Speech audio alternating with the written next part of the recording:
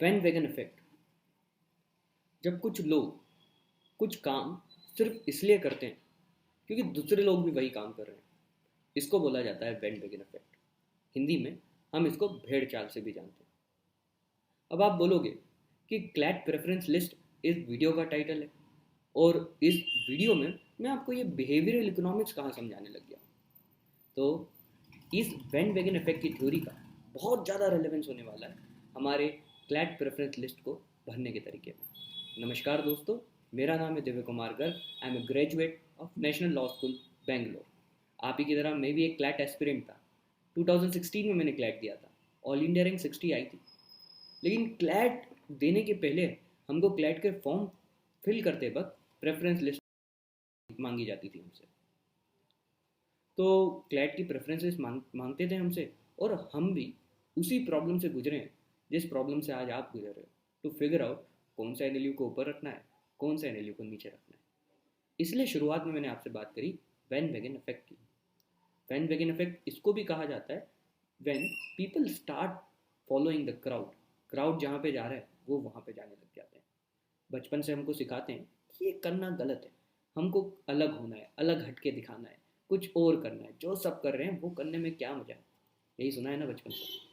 लेकिन NLU preference list जहाँ तक भरने का सवाल है, we will have to follow the crowd, because according to me, from my very limited experience, I have understood one thing, कि लॉ स्कूल में जाने के बाद आप उतना फैकल्टी से नहीं सीखते हो, उतना इंफ्रास्ट्रक्चर से नहीं सीखते हो, जितना अपना पीयर्स से सीखते हो, जितना उन लोगों से सीखते हो जो आपके साथ हमेशा लॉ स्कूल में रहते हैं, आपके दोस्त, आपके सीनियर्स, आपके जूनियर्स, और समटाइम्स योर एलमनाई पेस। और ये सबसे इंपॉर्टेंट क्राइटेरियन होना चाहिए आपके एनएलयू प्रेफरेंस लिस्ट का। उसके अलावा प्लेसमेंट कैसे हैं, लोकेशन क्या है, ये सब भी हमारे क्राइटेरिया होने चाहिए। लेकिन they should take the second priority apart from the crowd effect that we have just taught about.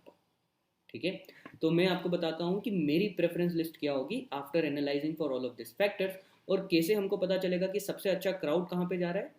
We will take access, और we will take the help of previous year CLAT cut off in order to determine कि CLAT में top करने वाले बच्चे कहाँ पे जाते हैं। उस हिसाब से हम क्लैट की इस प्रेफरेंस लिस्ट को डिज़ाइन करेंगे, थोड़े बहुत इधर उधर ट्विक करेंगे, जस्ट टू मेक श्योर कि अभी जो ग्राउंड रियलिटीज़ है that I am getting to know from a lot of my friends who are also graduates or students currently of several law school, हम उसको incorporate कर लें।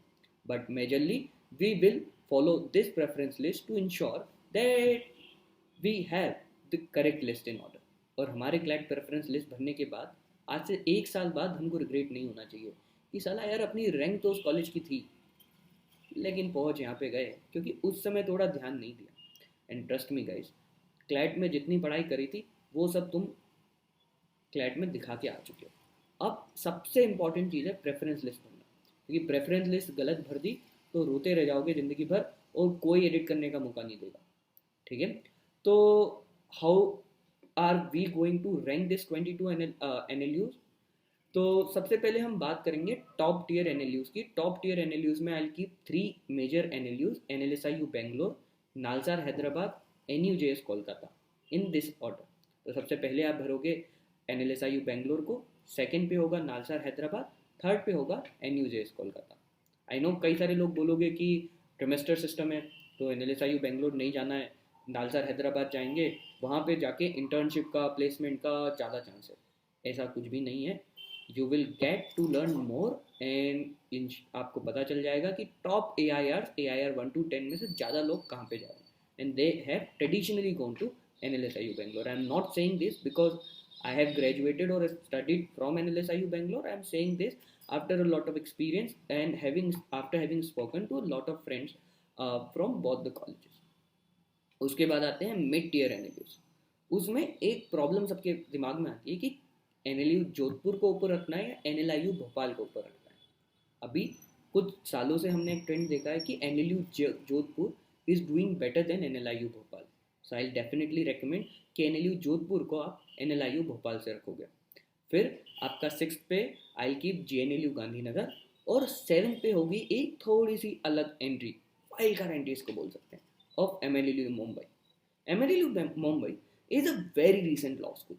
लेकिन because of its locational advantage, because of being in Mumbai itself, बहुत बड़ा advantage होता है जब आप इंटर्नशिप पे जाते हो। अब आप में से बहुत सारे लोग लॉ क्यों कर रहे हैं?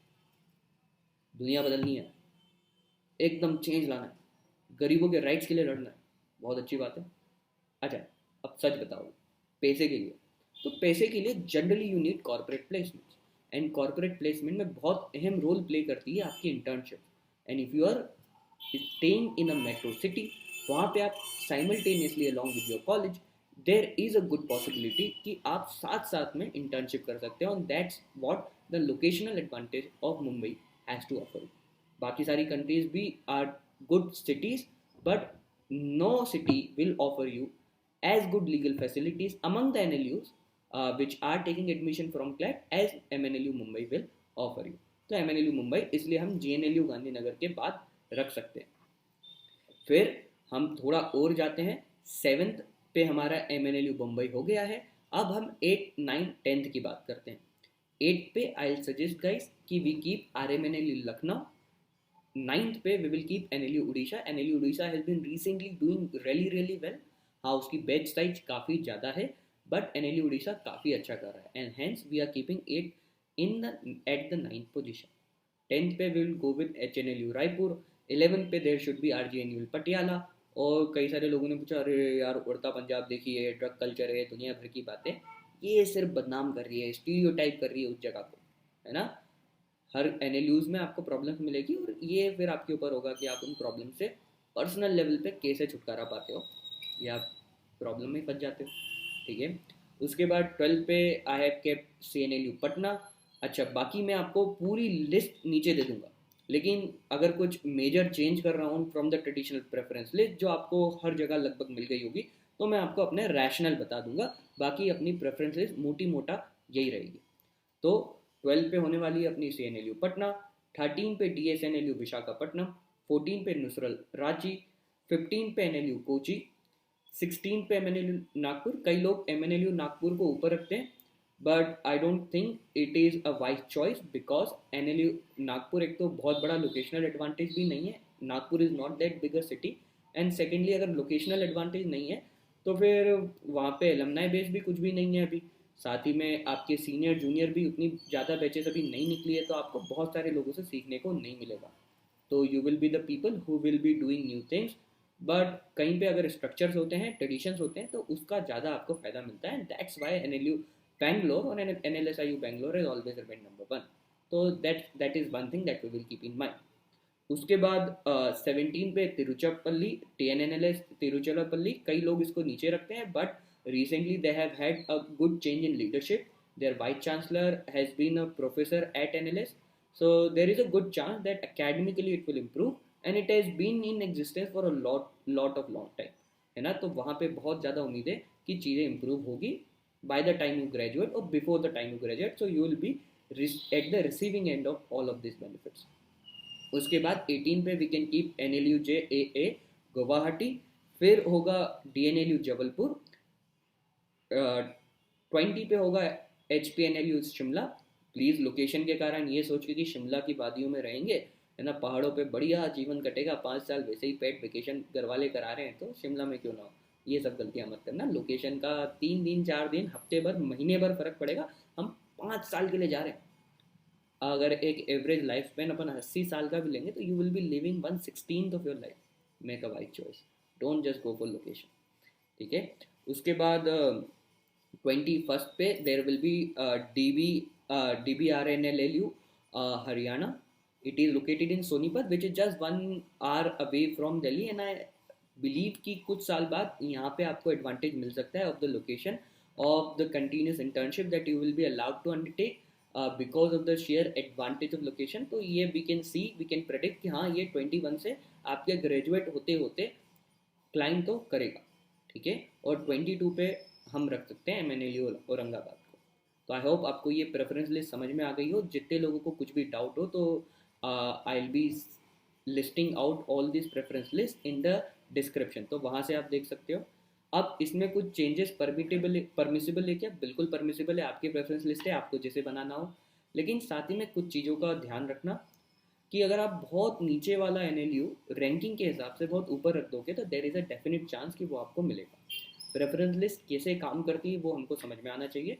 तो प्रेफरेंस लिस्ट समझ कैसे काम करती है उसके अगर ब्रीफ इलस्ट्रेशन हम देखेंगे तो सिंपल ये काम होगा उसका कि सबसे पहले रैंक 1 की प्रेफरेंसेस देखी जाएगी। उससे पूछेंगे कि तुम कहाँ जाओगे, बोलेंगे एनएल, उसने बोला कि मेरी फर्स्ट प्रेफरेंस है एनएलएसआईयू बेंगलोर, तो वो देखेंगे कि एनएलएसआईयू बेंगलोर में सीट खाली है, उसको दे दी। ऐसे करके 100 रैंक तक जाएंगे। 100 रैंक वाले से पूछेंगे कि आप कहाँ जाओगे, उसने बोला फर्स्ट प्रेफरेंस है मेरी एनएलएसआईयू बेंगलोर, वो एनएलएसआईयू बेंगलोर की सीट चेक करेंगे, बोलेंगे अरे यार ये तो भर गई। सेकंड वाले उससे पूछेंगे कि अच्छा तुम्हारी सेकंड प्रेफरेंस क्या है, ठीक है, और वो बोलेगा नालसार हैदराबाद, तो उसको सेकंड प्रेफरेंस मिल जाएगी। तो अगर आपकी रैंक 700 है और आपने बोला है कि हमारी तो फर्स्ट प्रेफरेंस एमएनएलयू औरंगाबाद है, जबकि आपको जेएनएलयू गांधीनगर या फिर लेट से आरजीएनयूएल पटियाला मिलने वाला था, लेकिन आपने बोला कि मेरी तो पहली प्रेफरेंस औरंगाबाद की, एमएनएलयू औरंगाबाद, बिकॉज मैं औरंगाबाद से, तो आपको डेफिनेटली औरंगाबाद मिलेगा, क्योंकि वो 699 के बाद आपके पास आएंगे, पूछेंगे आपको क्या चाहिए, आपकी फर्स्ट प्रेफरेंस देखेंगे और आपको वहाँ पे डाल देंगे। फिर आपको ना तो अपग्रेड का मौका मिलेगा ना किसी और चीज़ का मौका मिलेगा, फिर वैकेंसी में हमको अप्लाई करते रहना पड़ेगा। तो प्लीज़ मेक श्योर कि आप प्रेफरेंस लिस्ट पूरा अपना दिमाग लगा के भर रहे हो। ठीक है गाइज, कुछ भी डाउट हो मुझे कमेंट में लिख करके भेजो, मैं उसका रिप्लाई करने की कोशिश करूँगा। I will try to reply to as many doubts as you will say. ठीक है, साथ ही में there is a Telegram channel, अगर if you are planning to take drop या फिर कॉलेज के साथ प्रिपेयर करोगे क्लैट की, to do join the Telegram channel. हमारे टेलीग्राम चैनल पे कई सारे डेली इनिशिएटिव होते हैं, जैसे एक होता है daily dose, every day at 6:30 AM मैं आपके लिए 3 मस्ट रीड आर्टिकल्स डालता हूँ from the previous months newspaper, जो आपको पढ़ना चाहिए, जिसकी हाई फ्रिक्वेंसी हाई चांस है कि क्लैट में वो आपसे पूछे जा सकते हैं या किसी और लॉ एंट्रेंस में पूछे जा सकते हैं। 9 AM पे I send a curated collection of RC, daily में एक रीडिंग कॉम्प्रहेंशन का पैसेज भेजता हूँ, now that CLAT has become a comprehension based exam. उसके बाद रात को 12 बजे I send vocab dose, 5 words होते हैं। तो ये सारे इनिशिएटिव्स मैं अपने टेलीग्राम चैनल पे फ्री में करता हूँ आप लोगों के लिए, तो you can join my Telegram channel from the description, from the link given in the description. साथ ही में अन अकेडमी पे मैं आपको पढ़ाता हूँ क्लैट के लिए, तो क्लैट के अन अकेडमी के कोर्सेज भी डिस्क्रिप्शन में मैं लिंक कर रहा हूँ। अभी 22 एस्पिरेंट्स के लिए एक बैच आ रही है, क्विट डोंट क्विट, और साथ ही में 23 एस्पिरेंट्स के लिए भी एक और बैच अन अकेडमी पे आ रही है। तो if you are anyone who is planning to take Unacademy subscription, आप ये वाला कोड भी यूज़ कर सकते हो। दिव्य कुमार कर मेरा नाम है, वही मेरा कोड है, और आपको कहीं पे भी मुझे सर्च करना है, टेलीग्राम पे, इंस्टाग्राम पे, कहीं पे भी you can type this in the search box and you will find me. ठीक है, इस कोड से आपको मैक्सिमम डिस्काउंट जो अन अकेडमी पे उस समय एप्लीकेबल होगा वो आपको मिल जाएगा। ओके गाइज, आई होप आपको ये वीडियो पसंद आया हो। अगर पसंद आया हो और आपने यहाँ तक अभी तक वीडियो देख रहे हो तो प्लीज़ सब्सक्राइब कर देना, लाइक कर देना और शेयर कर देना उन सारे दोस्तों के साथ जो थोड़े से परेशान हैं, घबराए हुए हैं क्लैट प्रेफरेंस लिस्ट को लेके। तो guys, with this let's CLAT it.